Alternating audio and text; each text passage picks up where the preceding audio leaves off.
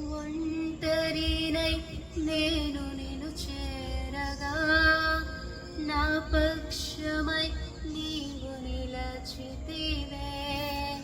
ఒంటరినై నేను నిన్ను చేరగా నా పక్షమై నీవు నిలచితివే.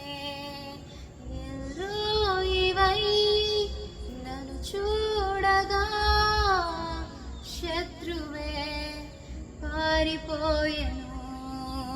ఎల్రోయివై నన్ను చూడగా శత్రువే పారిపోయెను. నీ ముఖ కాంతి